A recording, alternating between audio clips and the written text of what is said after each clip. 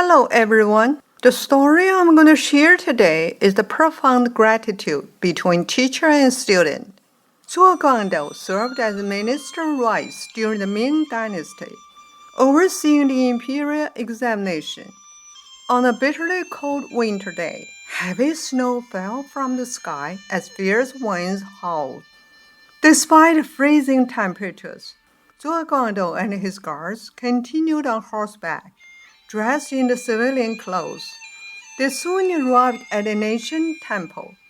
As he entered a small side room, Zuo Guangdou noticed a scholar sleeping with his head resting on the table. Zuo Guangdou took off his fur coat and draped it over the scholar. Then he picked up the paper by the scholar's head. A monk informed him that the scholar's name was Shikefa. Later, when the imperial examination was held, the examiner called Shikefa's name. Zuo carefully looked at Shikefa's paper, which was excellent, so Zuo immediately gave it the highest grade. He not only admired his talent, but also regarded this young man as pillar of the nation. A few days later, he invited Shikefa to his home to meet his family. He said, "My sons are incompetent, but you may be capable of guiding the country in the future." From then on, Zuo Guangdou and Shikefa established a close teacher-student relationship. Shikefa's family was poor, so Zuo Guangdou invited him to live in his residence and personally guided him in his studies. Sometimes, Zuo Guangdou would handle official business late into the night, occasionally even visiting Shikefa's room, where the two would engage in lively discussions about scholarship. At that time, Zuo Guangdou was wholly devoted to reforming the government.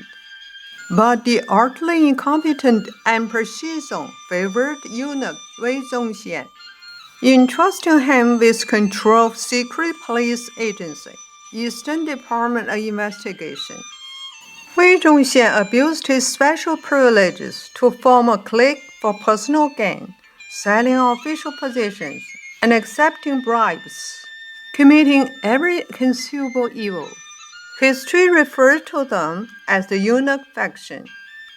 Yang Lian was deeply outraged by eunuch faction's rampant abuses and boldly submitted a memorial exposing Wei Zongxian's 24 crimes. Zuo Guangdou also strongly supported him. However, Zuo didn't know that eunuch had bribed all the court officials. Shortly afterwards, Zuo was in prison.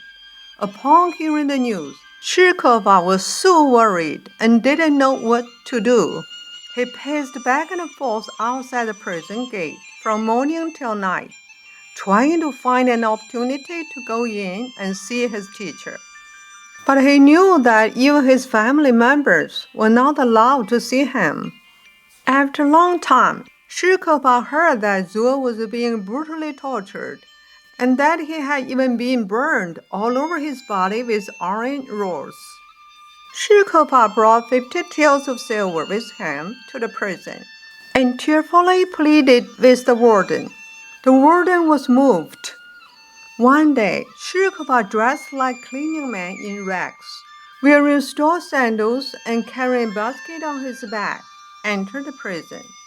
When he found Zuo, he could hardly recognize him. His forehead had been burned, and flesh was dark and rotten. The skin below his left knee was falling off, exposing the bones. Shikefa immediately knelt down, held Zuo's knee, and wept. Zuo heard him weeping and knew that it must be Shikefa, but he could not open his eyes. Using the last of his strength, he raised his arm and angrily said, "Why did you come here? Our country is declining, and I cannot do anything. You took such a risk to come here. The country needs you." Shikefa continued to sob uncontrollably. Zuo Guangdou said angrily, "If you don't leave now, you may be accused of crimes you didn't commit. You must go now." Zuo Guangdou said this and forcefully pushed him away. Shi Kefa knew that his teacher was protecting him, so he suppressed his grief and walked out of the prison.